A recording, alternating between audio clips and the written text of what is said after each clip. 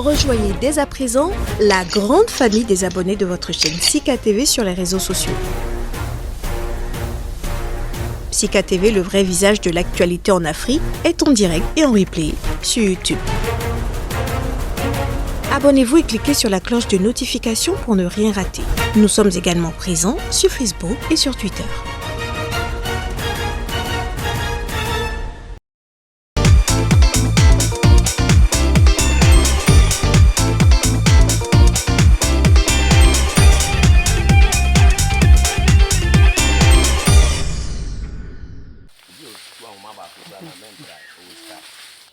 La Côte d'Ivoire fournit plus de 40% du cacao mondial, le Ghana au moins 20%, mais plus de la moitié de leurs producteurs vivent en dessous du seuil de pauvreté.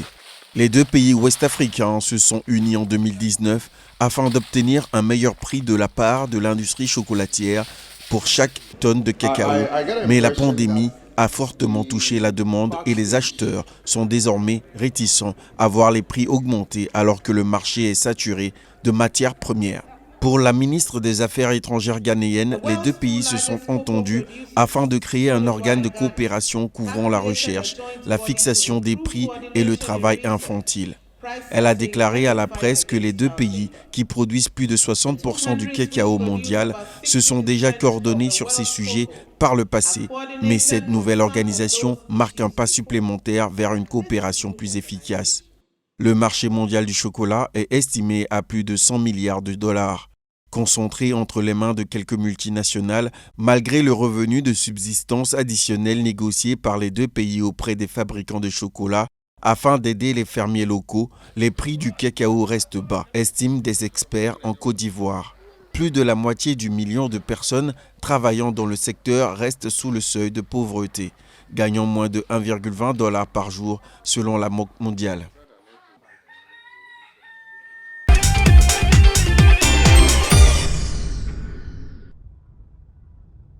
Les Égyptiens sont de gros consommateurs de pain, mais de modestes producteurs de blé. L'Égypte ne produit que 40% de ses besoins et est le premier importateur mondial, 12 millions de tonnes par an pour la bagatelle de 3 milliards de dollars. Ces dépenses représentent une part non négligeable dans le budget de l'État. Ce qui grève aussi ce budget national, ce sont les subventions. Elle en représente un tiers. Cette augmentation du pain subventionné intervient dans le cadre d'un programme de mesures de rigueur pour le redressement économique du pays, exsangue depuis la révolution de 2011. La miche de pain pèse 90 grammes. Elle coûte actuellement 5 piastres, soit 2 centimes d'euros. Le président Abdel Fattah al-Sisi trouve qu'il n'est pas réaliste de vendre 20 miches pour le même prix qu'une cigarette. Le pain subventionné coûte 10 fois moins cher que le prix réel. En échange d'un prêt du FMI, le Fonds monétaire international, pour sauver l'économie en péril du pays, l'État égyptien fait des coupes franches dans son modèle de subvention. Le secteur de l'énergie a déjà été touché. C'est au tour de celui plus sensible de l'alimentaire. Plus de 110 millions d'Égyptiens sur une population de plus de 100 millions dépendent du programme de subvention alimentaire qui inclut le pain mais aussi le riz, le sucre ou encore les pâtes.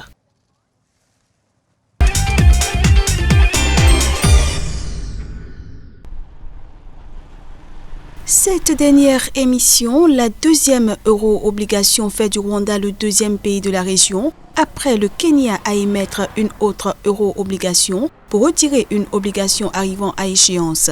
La dette rwandaise a été achetée par les investisseurs à un taux d'intérêt nominal de 5,5% pour une maturité de 10 ans. Les autorités ont fait savoir que le pays a profité de la faiblesse des taux d'intérêt sur les marchés financiers internationaux pour se procurer des capitaux relativement bon marché. Le Rwanda va utiliser une partie de ce montant émis pour rembourser une partie de son euro-obligation de 400 millions de dollars qui devait arriver à échéance en 2023. Les 220 millions restants aideront à renflouer les caisses de l'État qui ont subi une pression intense en raison des dépenses liées à la pandémie du coronavirus en 2020. Le rendement inférieur de cette émission va se traduire par une réduction des paiements d'intérêts annuels au cours des 10 prochaines années, contribuant fortement à la stratégie de viabilité de la dette. Selon le gouverneur de la Banque nationale du pays, les fonds levés vont, selon les autorités, accélérer les projets stratégiques dans les secteurs productifs qui vont stimuler davantage les efforts de transformation économique du pays.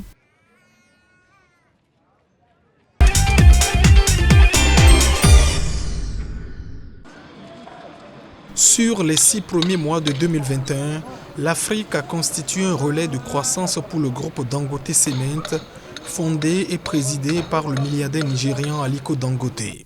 Les volumes de ciment de clinker vendus dans la région par la multinationale ont atteint 5,4 millions de tonnes.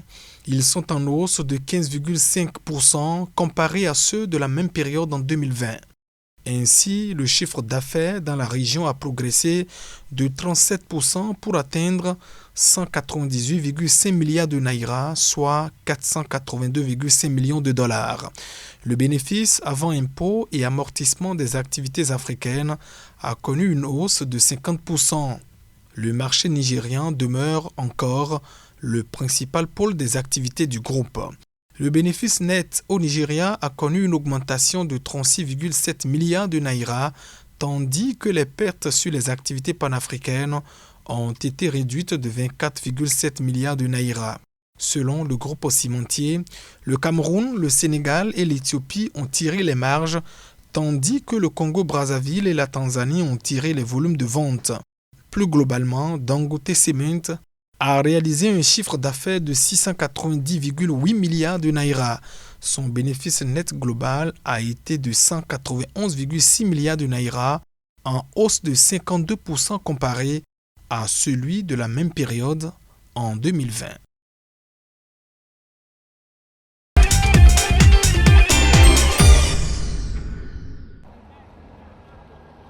L'application de la décision d'interdire les exportations du bois en grume par les 6 pays de la CEMAC ne sera pas effective le 1er janvier 2022, comme il était initialement prévu.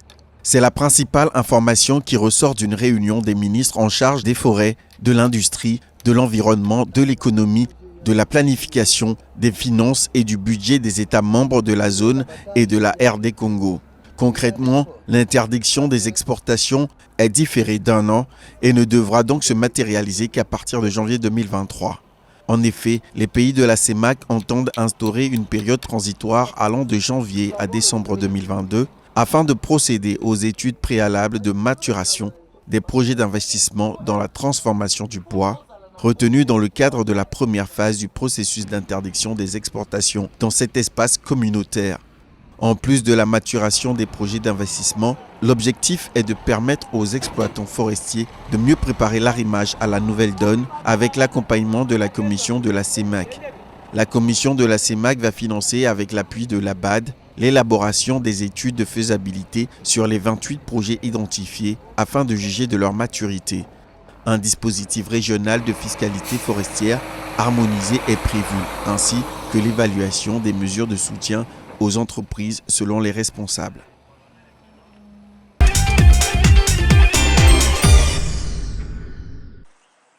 Les prix des autres produits pétroliers, comme le gasoil et le mazout entre autres, sont également concernés par ce réajustement qui a fait couler assez d'encre et de salive. L'État s'étant offert le privilège de passer outre l'application du privilège de flexibilité pour baisser le prix du carburant quand le baril était au plus bas. Justement, le gouvernement mise sur ce même principe pour procéder à une hausse et imposer aux transporteurs le maintien des prix des transports, ce qu'il a fait savoir dans un communiqué.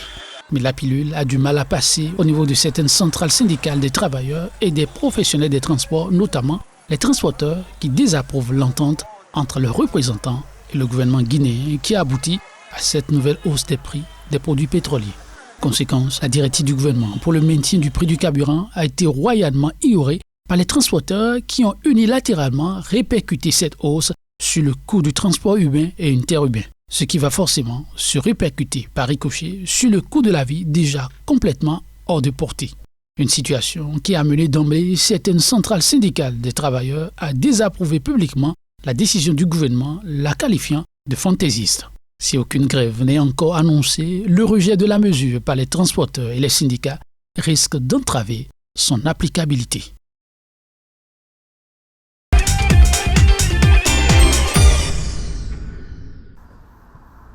Le géant chinois du commerce en ligne Alibaba a annoncé mardi un tassement de son bénéfice net au premier trimestre de son exercice décalé au moment où Pékin serre la vis au secteur du numérique. Pour les 3 mois d'avril à juin, le groupe a fait état de 45,1 milliards de yuan, 7,8 milliards d'euros de profit, un repli de 5% sur un an. L'an dernier, à la même époque, Alibaba avait enregistré un bénéfice de 47,5 milliards de yuan. Quant à son chiffre d'affaires sur la période avril-juin, il progresse par contre de 34% sur un an à 26,6 milliards d'euros. Poids lourd du secteur et longtemps montré un exemple, Alibaba a été le premier à subir la vindicte des autorités. Au printemps, le groupe fondé par le charismatique milliardaire Jack Ma a été condamné à une amende de 2,3 milliards d'euros pour entrave à la concurrence. Plombé par cette amende record, Alibaba avait enregistré près d'1 milliard d'euros de pertes au trimestre précédent.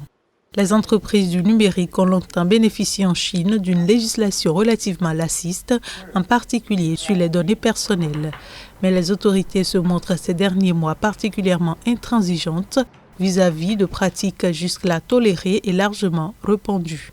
Vendredi, Pékin a de nouveau convoqué les géants de la tech pour un rappel à l'ordre. Une vingtaine d'entreprises, dont Alibaba, ont été exhortées à procéder à un examen approfondi. Dans son communiqué de résultats, le groupe basé à Yangzhou n'a fait aucun commentaire sur le contexte réglementaire. Il n'a par ailleurs fixé aucun objectif de résultat sur le trimestre suivant.